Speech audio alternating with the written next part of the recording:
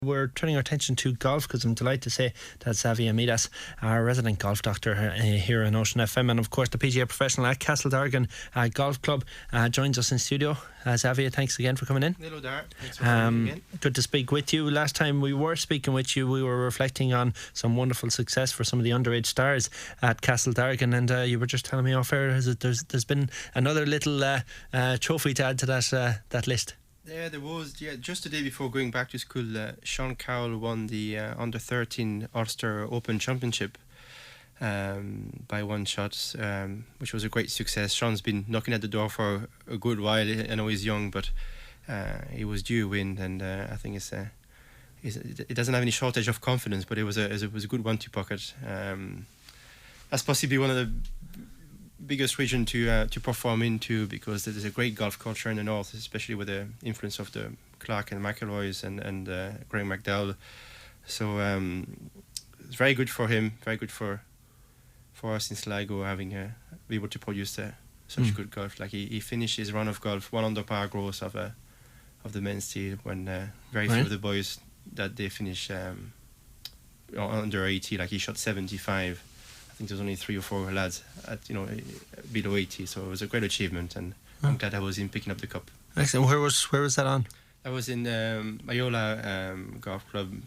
The golf course was playing quite long, and Sean B had an advantage being strong off the tee, so that was for him. There was a course that suited him, but he still had to put it together, which he did.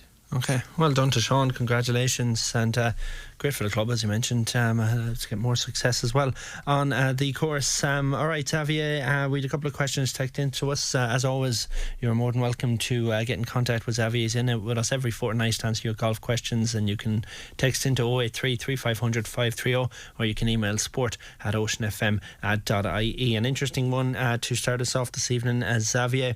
What do people mean when they talk about using the bounce on the wedge, or what do people refer to when they're talking about the bounce on a wedge? Well, that's a good question, because not people don't even know enough about their equipment. The bounce on the wedge is the degree. If you're holding the club totally upright in front of you, it's the degree of how much the leading edge, so the sharp edge of the club, is off the ground. So the degree usually could vary between 6 and maybe 14. The more bounce, the more the club allows itself to glide through the shot. Now, that mainly applies to the sand wedge that you can use for pitching shot as well as bunker play. The more bounce you create in the action of swinging or through the way the club is designed, the better the club will be able to travel through the grass. So therefore, if you're playing a bunker shot and you're conscious of taking a certain amount of sand, it's not up to you to decide I'm going to be going that much underneath the ball. It's how much bounce you present. So if the sand was quite soft and fluffy, you would allow the club to be more bouncing, so that when the club travels through the shot, it's a bit more superficial, and the club doesn't dig too much underneath it. And the other way around, if the sand was compacted and maybe wet, you would want to have the club coming at the ball a little bit sharper. So it's a good way of using it. Mainly in pitching, I find a lot of people don't allow the club to glide through the grass and trying to dig where the ball is, and it's a very unforgiving approach to the ball. Almost like stabbing at it. Almost stabbing at it. Yeah. So it's important when you practice your sand wedge, that you rather try to flatten the grass over taking a divot. So if you were taking several practicing one after another, you would hear the bounce thumping the ground without taking a chunk of it. Okay. So yeah, the good pitchers use the bounce well. Like some of the boys we mentioned the last time, if I was having them pitching from maybe 30-40 yards, you would see no evidence of them having been practicing around the place, because they leave the ground nice and clean using the golf club properly. So yeah, it's a concept that needs to be understood, and it's not very advanced. If you use the bounce well, you become a better around the green. So as a coach, then, do you not like to see divots come from pitches? Well, sometimes if you're further away and at the speed you could hit the ball, you're going to take a bit of ground, which is ideal as well.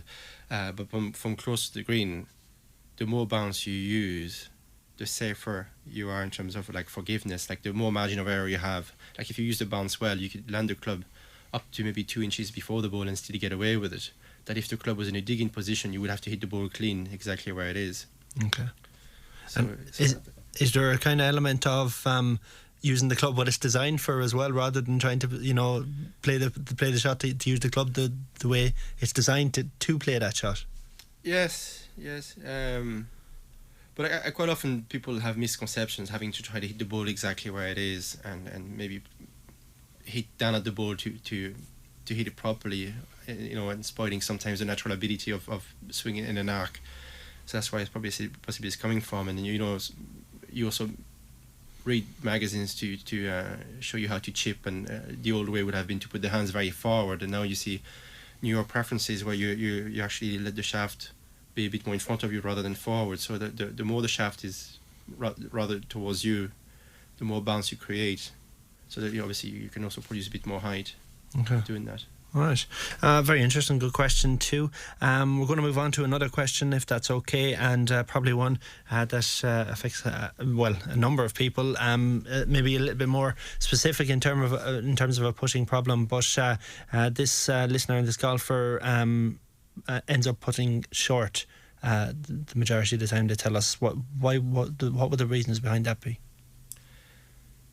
Well, you could always explain why you could be short. Like it could be, at the early stage, it could be a misread. It could be like you didn't appreciate the pace of the green. But it's interesting that this question's come up because last night, just before I left work, I had a quick golf lesson with one of the members on the putting green in Dargan, and the guy was suffering from a bit of anxiety, and the first evidence of that was that none of his putts were rolling at the hole. He wasn't daring. All the shots were very hesitant, and as you weak approaching the hole from on the putting surface, the ball can easily quit the line and quite often stay short. And really, I find more currently leaving the ball short is a sign of it's a lack of confidence. Hitting the ball past the hole is not the answer. Obviously, it's about getting the ball at the right pace. But it's about more so creating the right frame of mind when you're putting. The way I had that person yesterday was to free him in terms of putting a bit less focus on himself, in terms of like how he's swinging the golf club and what is the golf club doing when it's in front of him swinging at the ball, and a bit more focus on what line you'd like to send the ball into, and also what pace. So like I basically put his focus away from himself and a bit more on where he was supposed to go, with a similar concept than you would if you were playing darts. If you're playing darts, you don't look at the dart that you're holding in your fingers, but you're looking at the board, and the more you absorb by the board, the more accurate your throw is going to be. So it's the same in putting, and quite often when the confidence is hurt, in same in other shot, but mainly in putting, when your confidence is damaged, it's very hard to be daring. It's very hard to let things go, and we easily fall into a controlling mind, which makes us very very. So you lose your fluent action, and being controlling could make you slow down on the putt and quite often leave it short and lose the stability on the club face. Yeah, because obviously, the harder you swing, the more difficult it is to control. But equally so, if you're not, I suppose, fully committed, you're on the same risk of the ball veering offline. Yeah. Acceleration is key.